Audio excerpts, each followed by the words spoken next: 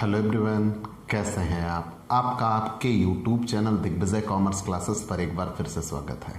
हम आपके लिए अपने इस YouTube channel Digvijay commerce classes पर बीकॉम के सिलेबस के कंपलसरी सब्जेक्ट फाइनेंशियल अकाउंटिंग की पूरी एक सीरीज़ लेके आ रहे हैं, जिसमें आपको एक तरफ से हर एक रूल और उनके प्रैक्टिकल क्वेश्चन 1 बाय 1 मिलते हैं। आप हमसे जुड़कर अपने कॉमर्स की पढ़ाई एक प्रॉपर वे में पूरी कर सकते हैं। जैसी पढ़ाई आप पाना चाहते हैं, यहाँ बिल्कुल वैसी ही पढ़ाई आपको अवेलेबल कराई जाती है। हम आपकी ज़रूरतों का विशेष ख्याल रखते हैं। हमें ये पता है कि आपके लिए वो क्लासरूम पढ़ाई, वो ऑफलाइन पढ़ाई क्या मायने रखती है। हम आपके लिए आपकी वही अपनी पसंदीदा पढ़ाई, क्लासरूम पढ़ाई का नज़रिया और अंदाज समेटे हुए ये क्लासेस आपके लिए लेके आते हैं, जो आपके अपने घर बैठे आपको सबसे बेहतर पढ़ाई का मौका देती हैं। तो प्यारे दोस्तों, अगर आप बीकॉम या एमकॉम के छात्र हैं और अपने किसी भी सब्जेक्ट की स्पेशल कोचिंग क्लासेस पाना चाहते हैं तो आप हमसे जुड़िए। अगर आप हमसे नए जुड़ रहे हैं तो सबसे पहले हमारे इस YouTube channel Digvijay commerce classes को सब्सक्राइब करिए, शेयर करिए, बेल आइकन दबाइए, ताकि आपको हमारे लेटेस्ट वीडियोज के अपडेट मिल सकें। आप हमसे पेड क्लास भी ले सकते हैं। पेड क्लास पाने के लिए आप हमारे व्हाट्सएप नंबर पर व्हाट्सएप करिए, मैसेज करिए, आपको पेड क्लास की पूरी जानकारी दे दी जाएगी, जिसमें आप बहुत थोड़े से शुल्क का भुगतान करके हमसे एक रेगुलर क्लास पाते हैं। पीडीएफ मिलेगा, डाउट सेशन रखा जाएगा, क्वेश्चन पेपर सॉल्व कराए जाएंगे। तो ये सब कुछ पाने के लिए आप हमसे पेड क्लास ले सकते हैं। प्यारे दोस्तों, हम आपके लिए फाइनेंशियल अकाउंटिंग के सबसे इम्पोर्टेंट लेसन साझेदारी, और साझेदारी में हालांकि रिलेशन तो कई बन जाते हैं, साझेदारी एक बहुत बड़ा हिस्सा है, लेकिन साझेदारी में आपको admission of partner and retirement of partner, ये दो ऐसे टॉपिक हैं जिससे ही क्वेश्चन पेपर में आते हैं। हमने आपको एडमिशन ऑफ पार्टनर पूरी तरह से क्लियर कर दिया था। रिटायरमेंट ऑफ पार्टनर भी आपके लिए मैं क्लियर कर चुका हूँ। उसी में एक अनिवार्य रिटायरमेंट होता है डेथ ऑफ ए पार्टनर। अगर किसी साझेदार की साझेदारी में रहते हुए मृत्यु हो जाए तब क्या होगा, तो इसे साझेदार का अनिवार्य अवकाश ग्रहण माना जाता है। लेकिन इसके लिए भी मैंने उसके लाभों आदि के हिस्से की क्लियर कर दिया था। हाँ, एक बात याद रखिएगा, मैंने आपको ये नियम बताया था कि अगर संयुक्त जीवन बीमा पॉलिसी ली जाए, तो जब संयुक्त जीवन बीमा पॉलिसी ली जाती है तो उसका जो मैच्योरिटी होता है, जैसे आप पॉलिसी लेते हैं 2 लाख की, तो वो 2 लाख की पॉलिसी लिया है, आज के आज वो 2 लाख नहीं है। जब वो पूरे हो जाएंगे तब वो 2 लाख की उसकी वैल्यू बनती है। अब इधर पॉलिसी तो पूरी हुई नहीं, बीच में ही आपने ब्रेक कर दिया, तो तब हम उसकी सरेंडर वैल्यू देखते हैं। लेकिन मान लीजिएगा अगर साझेदारों के जीवन पर अलग अलग से जीवन बीमा पॉलिसी ली जाए, तो तब वहाँ रूल बनता है।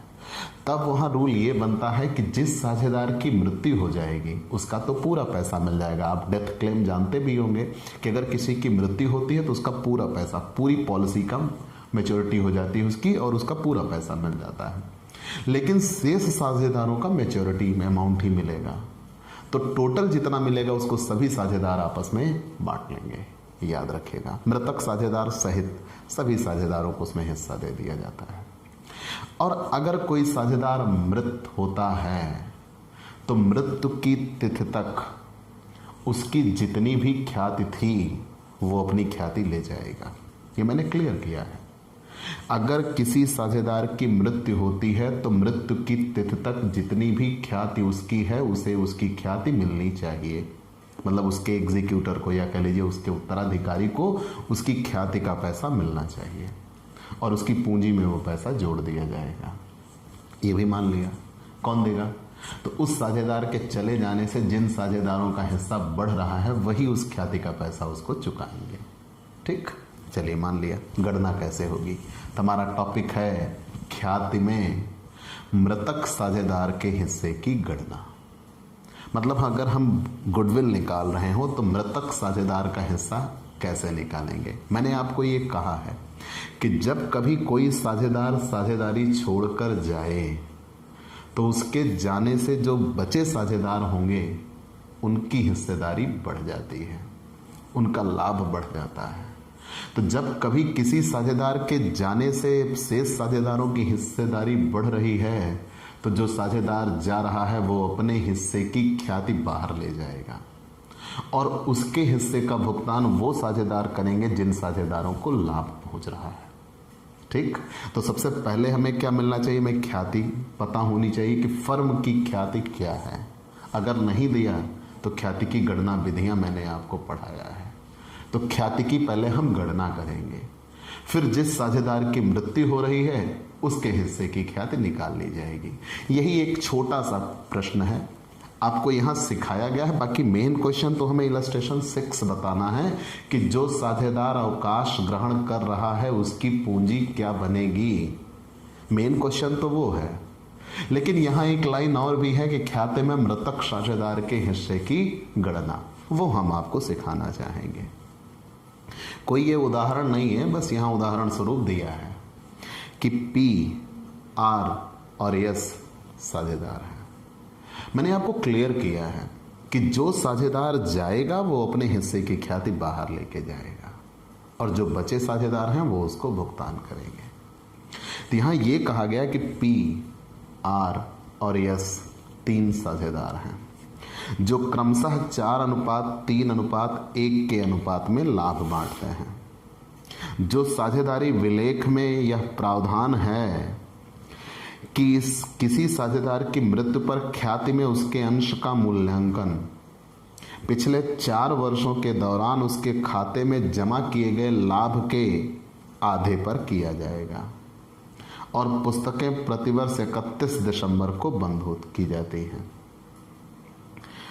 आर की 1 जनवरी 1997 को मृत्यु हो जाती है और फर्म के पिछले 4 वर्षों के लाभ इस प्रकार थे: 93 में 1,20,000, 94 में 80,000, 95 में 40,000 और 96 में 6 लाख।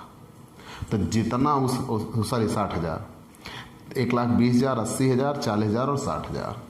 और कहा गया कि फिर आगे ख्याति में आर के हिस्से के रूप में उसके ख्याति में जमा की जाने वाली राशि का निर्धारण कीजिए। ठीक, तो पूरी बातें क्या बनी, पी, आर और एस 3 साझेदार लाभ हानि को 4:3:1 में बांट रहे थे। ख्याति की गणना करनी है। पिछले 4 वर्षों में मृतक साझेदार के हिस्से में जितना लाभ क्रेडिट किया गया है उसके लाभ का आधा उसकी ख्याति होगी। यही तरह क्वेश्चन में कहा गया है। तो आइए हम ख्याति की गणना आपको समझाते हैं। फिर से पढ़ लीजिएगा। पी, आर और एस 3 साझेदार हैं, क्रमशः लाभ हानि को 4:3:1 के अनुपात में बांटते हैं। साझेदारी विलेख में यह प्रावधान है कि किसी साझेदार की मृत्यु पर ख्याति में उसके अंश का मूल्यांकन पिछले 4 वर्षों के दौरान उसके खाते में जमा किए गए लाभ के आधे पर किया जाएगा और पुस्तकें प्रतिवर्ष 31 दिसंबर को बंद की जाती हैं। और पिछले 4 वर्षों में लाभ इस प्रकार थे। तो पिछले 4, यहाँ गुडविल कहा गया है कि जितना खाते में क्रेडिट होगा, जितना भी खाते में क्रेडिट होगा उसका आधा, जितना खाते में क्रेडिट होगा उसका आधा उसकी गुडविल होगी। तो हमें गुडविल यहाँ निकालना होगा, वैल्यूएशन ऑफ गुडविल। हमें यहाँ गुडविल निकालना होगा, पहले फर्म की गुडविल निकालना होगा। जब गुडविल निकल जाएगी तब मृतक साझेदार का हिस्सा निकल के आएगा। तो वैल्यूएशन ऑफ गुडविल, यहाँ ये कहा गया है कि पिछले 4 वर्षों में उसके खाते में जितना लाभ क्रेडिट हुआ उसके लाभ का आधा हिस्सा गुडविल होगा। तो सबसे पहले हम पिछले 4 वर्षों में उसके खाते में या उसके पूंजी खाते में जितना लाभ क्रेडिट हुआ उसके लाभ का आधा हिस्सा गुडविल होगा। तो गत 4 वर्षों के लाभ,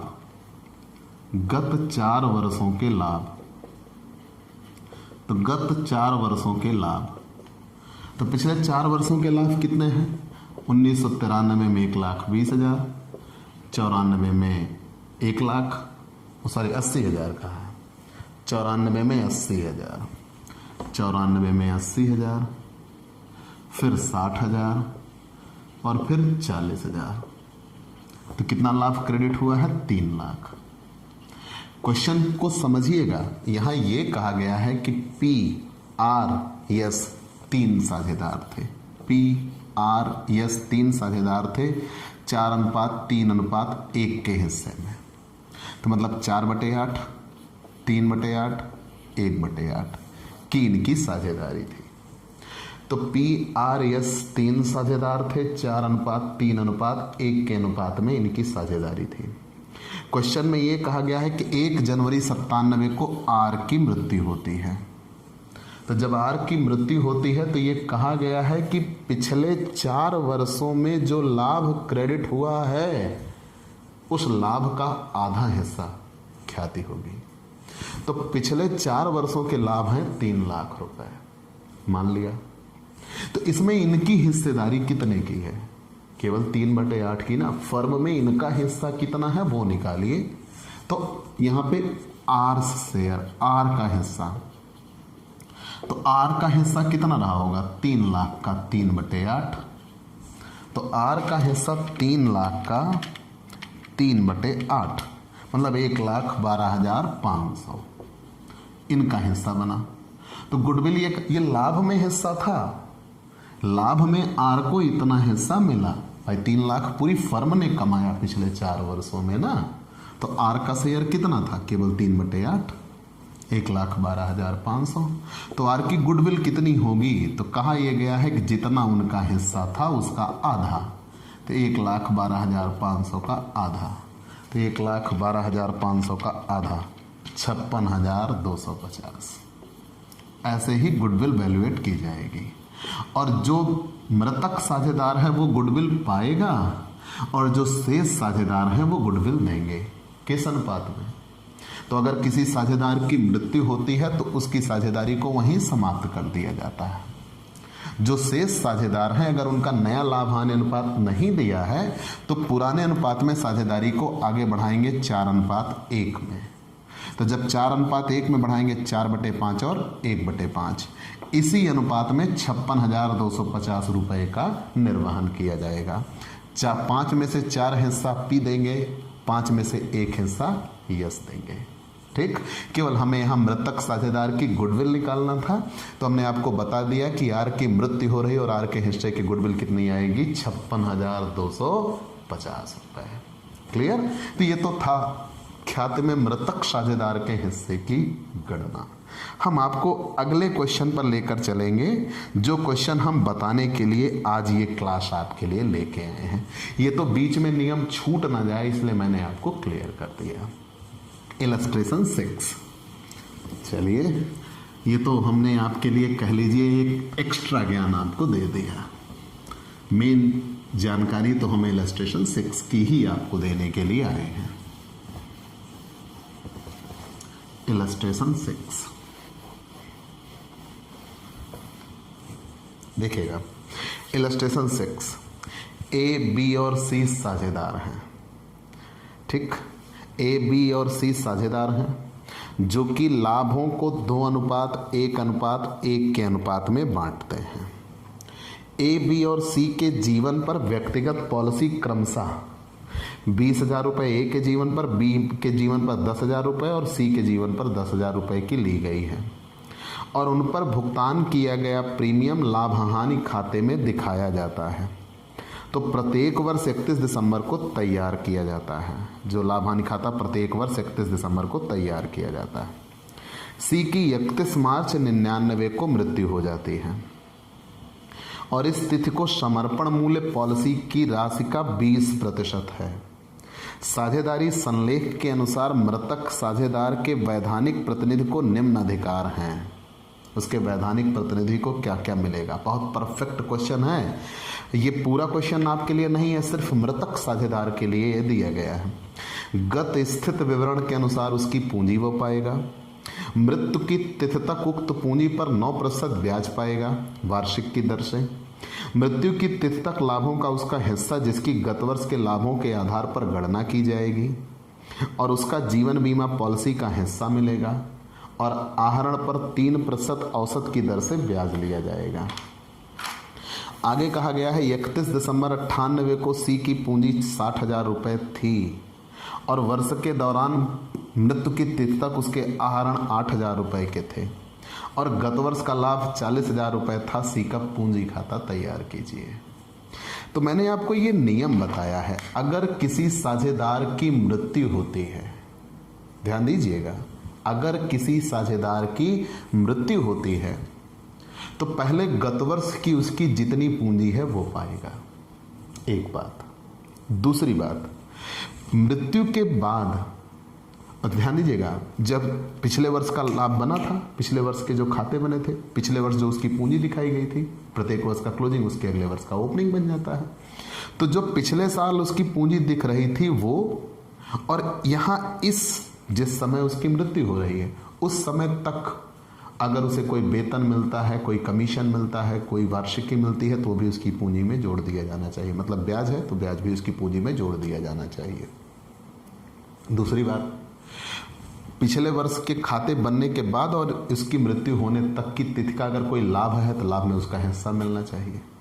और संयुक्त जीवन बीमा पॉलिसी है तो संयुक्त जीवन बीमा पॉलिसी में उसका हिस्सा मिलेगा। लेकिन याद रहे, जहां संयुक्त जीवन बीमा पॉलिसी में बात आई तो जिस साझेदार की मृत्यु होती है उसका तो पूरा पैसा मिलता है, शेष साझेदारों को केवल समर्पण मूल्य मिलता है। चलिए मान लिया, आगे बढ़ जाते हैं। और जो साझेदार की मृत्यु होती है वो अपने हिस्से का प्रीमियम भी ले लेता है और उसका प्रीमियम उसकी पूंजी खाते में जोड़ दिया जाना चाहिए। संपत्ति और दायित्व का पुनर्मूल्यांकन होता है और पुनर्मूल्यांकन पे अगर लाभ हो रहा हो तो लाभ उसके खाते में जोड़ दिया जाएगा और अगर हानि हो रही है तो हानि उसे देना होगा। और अगर कोई अवितरित लाभ या हानि है तो वो भी उसको मिलना चाहिए। मैंने आपको ये बताया है कि जिस किसी काम से हमारी पूंजी बढ़े तो हम उसे क्रेडिट करते हैं और जिसकी वजह से हमारी पूंजी घटे उसे हम डेबिट करते हैं। तो ये कोई कंप्लीट क्वेश्चन नहीं है, इसमें सिर्फ उस साझेदार की बात की गई है जिसकी मृत्यु होती है। तो पूरी बात यहाँ क्या क्या दिखाया गया है, आइए एक प्रश्न के माध्यम से हम आपको समझा रहे हैं। इलस्ट्रेशन 6। तो यहाँ सबसे पहली बात तो ये कहा गया है कि 3 साझेदार थे, ए, बी और सी। 3 साझेदार थे, चलिए हमने भी मान लिया। 2:1:1 में लाभ हानि का बंटवारा कर रहे थे। तो 2:1:3:1:4, 2/4, 1/4, 1/4 और सी की मृत्यु हो रही है। लेकिन याद रहे, पिछली पुस्तकें जो बनी हैं वो 31 दिसंबर 98 को बनी है, पिछली पुस्तक, ठीक। और जो सी की मृत्यु हो रही है वो कब हो रही है? 31 मार्च 1999 को हो रही है। 31 मार्च 1999 को मृत्यु हो रही है और यहीं पर हो गई है दिक्कत। ये 3 महीने वाला ड्यूरेशन है। अगर इसी डेट को मृत्यु हो जाती तो सब कुछ तो बना ही था, उनका हिस्सा निकाला ही था, वही दे देते, हिसाब खत्म। लेकिन ये 3 महीने वाली चीजें भी उसको मिलनी चाहिए। तो आपने ये नियम पढ़ा है कि अगर किसी साझेदार की मृत्यु होगी तो मृत्यु के दिन तक के कामों के लिए वो जिम्मेदार होगा, उत्तरदायी होगा। अगर किसी काम से उसकी पूंजी बढ़ रही है तो पूंजी क्रेडिट कर देंगे, अगर किसी काम से उसकी पूंजी घट रही है तो पूंजी डेबिट कर देंगे और पूरा पैसा उसका जितना बनेगा वो उसके उत्तराधिकारी को दे देना होगा। यही हमें यहां ध्यान देना है। तो ए, बी, सी 3 साझेदार थे। पिछले बार पुस्तकें बनी 31 दिसंबर 98 को और 31 मार्च 1999 को सी की मृत्यु हो रही है। तीनों के जीवन पर संयुक्त जीवन बीमा पॉलिसी है। ए के जीवन पर 20,000 रुपए की पॉलिसी है, बी के जीवन पर 10,000 रुपए की पॉलिसी है और सी के जीवन पर भी 10,000 रुपए की पॉलिसी है। याद रखिएगा, पॉलिसी है, क्वेश्चन में ये कहा गया है। और सरेंडर वैल्यू कितने % कहा गया है? 20% समर्पण मूल्य कहा गया है।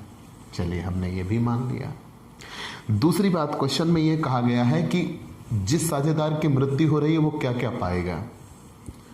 पिछले साल जितनी उसकी पूंजी दिखाई गई है 31 दिसंबर 98 को पुस्तकों में, उसे वो पूंजी मिलनी चाहिए, एक चीज।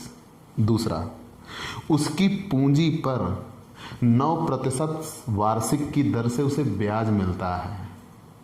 तो जो पूंजी पिछले साल दिखाई गई उस पूंजी पर उसकी मृत्यु तक का ब्याज भी उसे दिया जाना चाहिए। मतलब कब, जब पुस्तकें बनी थी 31 दिसंबर 98 को बनी थी, मृत्यु कब हुई है 31 मार्च 99 को, मतलब कितने महीने का ब्याज उसे मिलना चाहिए? 3 महीने का उसे ब्याज मिलना चाहिए। अब याद रखिएगा, खाता बनने के बाद 3 महीने और हुए हैं तब उसकी मृत्यु हुई है। आगे बढ़ जाते हैं। मृत्यु की तिथि तक जो भी लाभ होगा, लाभ में उसका हिस्सा मिलना चाहिए उसे। 3 बातें हो गई। उसकी पूंजी मिलनी चाहिए, पूंजी पर उसको 9% प्रतिवर्ष की दर से ब्याज मिलना चाहिए, और मृत्यु की तिथि तक का उसको लाभ में हिस्सा मिलना चाहिए। उसका जीवन बीमा पॉलिसी का हिस्सा उसको मिलना चाहिए। चलिए, हमने ये भी जान लिया। और फिर ये कहा गया है कि आहरण अगर वो करता है तो उससे 3% की दर से ब्याज लिया जाएगा, औसत रूप से, यहां वार्षिक नहीं कहा है। इतनी बातें कही गई हैं। और पिछले साल 31 दिसंबर 98 को उसकी पूंजी कितनी थी? तो 31 दिसंबर 98 को उसकी पूंजी 60,000 रुपए थी, और पिछले साल कमाया गया लाभ कितने रुपए था? 40,000 रुपए का प्रॉफिट कमाया था। तो चलिए हम सी का पूंजी खाता बनाते हैं, कैपिटल अकाउंट ऑफ सी, केवल सी का पूंजी खाता। अब ध्यान दीजिएगा कैसे कैसे बनेगा। और मैंने आपसे ये कहा है, सीज कैपिटल अकाउंट, जिस किसी काम से पूंजी बढ़े तो पूंजी क्रेडिट कर देते हैं, और जिस किसी काम से पूंजी घटे तो पूंजी को हम डेबिट कर देते हैं। यही आप विशेष रूप से याद रखिएगा, और तब आपको ये बनाने में आसानी हो जाएगी। मैंने आपसे ये कहा था, इसे आप जितना लंबा ले जा पाइए उतना लंबा ले जाइएगा। जिस काम से पूंजी बढ़े उसे क्रेडिट कर दो, और जिस काम से पूंजी घटे उसे डेबिट कर दो। तो मैंने सारी बातें आपको बता दिया। ABC 3 साझेदार थे। 31 दिसंबर 98 को पुस्तकें बनी हैं, और 31 मार्च 99 को शी की मृत्यु हो रही है। तो 31 दिसंबर 98 को उसकी पूंजी जितनी थी, उसमें इन 3 महीने जो खाता बनने के बाद 3 महीने बाद उसकी मृत्यु हुई, इस 3 महीने का भी उसको हिस्सेदारी बढ़नी चाहिए उसकी। जो कुछ भी उसको मिलेगा वो सब सीरियल वाइज हम उसको देते चले जाएंगे। ठीक है, आइए एक एक चीज़ हम वैल्यूएट करते हैं। तो सबसे पहले पूंजी उसकी मिलनी चाहिए बाय बैलेंस, जितनी पिछले साल उसकी पूंजी दिखाई गई थी बाय बैलेंस ब्रॉट फॉरवर्ड। उसकी पूंजी पिछले साल कितनी थी? 60,000। तो पिछले साल के अंत में यही थी, तो इस साल के शुरुआत में यही रही होगी। प्रत्येक वर्ष का क्लोजिंग उसके अगले वर्ष का ओपनिंग होता है। ये आप विधिवत जानते हैं कि प्रत्येक वर्ष का क्लोजिंग उसके अगले वर्ष का ओपनिंग होता है। 60,000 ये दे दिया। अब सबसे पहली चीज़ ये कहा गया, उसकी पूंजी पर उसे ब्याज मिलना चाहिए बाय इंटरेस्ट ऑन कैपिटल। तो पूंजी पर ब्याज लगने से उसकी पूंजी बढ़ जाएगी। अब सबसे पहले उसकी पूंजी पर ब्याज कितना? तो 60,000 उसकी पूंजी, और पूंजी पर ब्याज 60,000 का 9%। तो अगर पूरे साल का ब्याज लगे तो 60,000 का 9% 5,400 ब्याज बने। 9% सालाना कहा है, तो जैसे ही 9% वार्षिक कहा है, जब प्रतिवर्ष कहा हो तो जितने समय था उतने समय का ही ब्याज लगेगा। केवल कितने समय का ब्याज लगेगा? 3 महीने का। 3/12 1,350 उसका हिस्सा आएगा। क्लियर? 1,350 उसका हिस्सा आएगा। तो हमने ये जान लिया। कैसे भाई? देखिएगा, उसकी पूंजी थी 60,000, और उसकी पूंजी पर ब्याज कहा है 9% प्रतिवर्ष।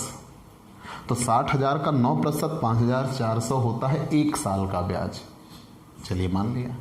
तो चूंकि पिछले साल जब पुस्तकें बनी तो वो पिछले साल ब्याज ले चुका होगा, लेकिन इस साल कोई पुस्तक बनी नहीं है और 3 महीने बाद ही उसकी मृत्यु हो जा रही है, तो इस 3 महीने का ब्याज उसे मिलना चाहिए। और 9% प्रतिवर्ष कहा है, तो याद रखिएगा जब कभी प्रतिवर्ष लिखा हो तो समय के आधार पे हरास या ब्याज की गणना की जाती है। तो 60,000 का 9% पूरे साल भर का 5,400, तो 3 महीने का 1,350। 1,350। चलिए हमने ब्याज दे दिया, तो ब्याज से उसकी पूंजी बढ़ गई। अब दूसरी बात ये कहा गया है कि उसको उसकी जीवन बीमा, उसको लाभ में हिस्सा चाहिए। चलिए मान लिया, तो पिछले साल के आधार पर लाभ की गणना की जाएगी। तो पिछले वर्ष का लाभ कितने रुपए फर्म ने कमाया था? 40,000 रुपए फर्म का लाभ था। 40,000 रुपये प्रॉफिट था फर्म का, औसतन लाभ था, ये पूरे साल भर का था। तो पिछले वर्ष के आधार पर जब लाभ की हम गणना करते हैं तो इस वर्ष 3 महीने का लाभ कितना होगा, तो 40,000 गुणे 3/12, तो 3 महीने का लाभ होगा 10,000 रुपये, क्योंकि 3/12 जब ये कर देंगे तो 40,000 का 3/12 कर दिया तो 10,000 रुपये लाभ आएगा। 10,000 रुपये पूरी फर्म का लाभ होगा, और इसमें इनका हिस्सा कितना होगा, जिसकी मृत्यु हो रही है, सी का हिस्सा, सी शेयर। तो 10,000 में ये केवल कितने के मालिक थे, 1/4 के, तो मतलब इन्हें मिलना चाहिए 2,500। क्लियर। तो बाई प्रॉफिट एंड लॉस, तो बाई प्रॉफिट एंड लॉस, इसे सस्पेंस बोलते हैं, उच्चंत, क्योंकि क्लियर नहीं है, लेकिन हम उन्हें दे देंगे 2,500 रुपये, इससे उसकी पूंजी बढ़ जानी है। ठीक, तो सीधी बात, आप ये 2-3 चीजें समझ गए। पिछले वर्ष की उसकी जितनी पूंजी दिखाई गई है, क्योंकि प्रत्येक वर्ष का क्लोजिंग उसके अगले वर्ष का ओपनिंग होता है, उतनी पूंजी उसको दे दिया गया। 3 महीने बाद उसकी मृत्यु हो रही है पुस्तकें बनने के बाद, तो 3 महीने का उसको ब्याज दे दिया गया। पिछले साल जितना लाभ कमाया गया था, उसी लाभ को आधार मानकर इस 3 वर्ष में जब 3 महीने बाद उसकी मृत्यु हो रही थी, ये मान लिया जाएगा जितना फर्म ने पिछले साल लाभ कमाया था, फर्म उतना ही लाभ इस साल भी कमाएगी। तो जब फर्म उतना ही लाभ इस साल भी कमाएगी, याद रखिएगा, फर्म उतना ही लाभ इस साल भी कमाएगी, ये मान लिया जाएगा। तो जब फर्म उतना ही लाभ इस साल कमाएगी, तो 3 महीने में कितना कमाया होगा, उसमें फर्म का हिस्सा कितना था, फर्म का लाभ, उसकी हिस्सेदारी उसको दे दी गई। चलिए, हमने ये निकाल लिया। अब बात कर लेते हैं जीवन बीमा पॉलिसी की। तो जीवन बीमा पॉलिसी में उसको इसका हिस्सा मिलना चाहिए। तो पहले ये देखिए, जीवन बीमा पॉलिसी से फर्म को कितना मिलेगा। तो फर्म ने यहाँ व्यक्तिगत जीवन बीमा पॉलिसी ली है साझेदारों के जीवन पर। एक पॉलिसी थी 20,000 की, और सरेंडर वैल्यू कहा है 20%। तो एक ही पॉलिसी का कितना मिलेगा, 20,000 का 20%, 20,000 का 20%, 4,000 मिलेगा। बी की पॉलिसी थी 10,000, 10,000 का 20%, 2,000। सी की पॉलिसी थी 10,000 की, लेकिन जब किसी साझेदार की मृत्यु हो जाती है तो उसकी सरेंडर वैल्यू नहीं, उसका पॉलिसी मैच्योर हो जाता है, उसका पूरा पैसा उसे दिया जाता है। ठीक, तो 10,000 उसे मिलेगा, मतलब फर्म पाएगी 16,000 रुपये पॉलिसी से। और इसमें इनका हिस्सा कितना होगा, 16,000 का 1/4 ही केवल ये मालिकाना हक रखते हैं, मतलब इन्हें कितना मिलेगा, 4,000 रुपये। ठीक, तो by joint life policy, by joint life policy, ठीक, 4,000 रुपये। इन कामों की वजह से उसकी पूंजी बढ़ गई है, हमने क्रेडिट कर दिया। लेकिन उसने आहरण किया हुआ है, ड्राइंग। जब व्यवसाय का स्वामी अपने निजी खर्चों के लिए कुछ निकाल ले, उसे आहरण कहा जाता है। आहरण माल का भी हो सकता है और आहरण रुपए का भी हो सकता है, लेकिन उससे पूंजी कम होती है। तो उसने आहरण कर लिया टू ड्राइंग, तो ड्राइंग से पूंजी कम हो गई 8,000 रुपये की। 8,000 रुपये का आहरण किया, और उसने जो आहरण किया उस पर ब्याज लगा दिया। तो ये फर्म के लिए फायदा होता है, लेकिन उस साझेदार के लिए घाटा होता है। याद रखिएगा, आहरण पर ब्याज फर्म के लिए तो घाटा है, लेकिन उस फर्म के लिए फायदा है, लेकिन उस साझेदार के लिए घाटा, क्योंकि साझेदार से फर्म इतना ब्याज वसूल लेगी। और कितने % कहा है, 3% औसतन ब्याज लिया जाता है।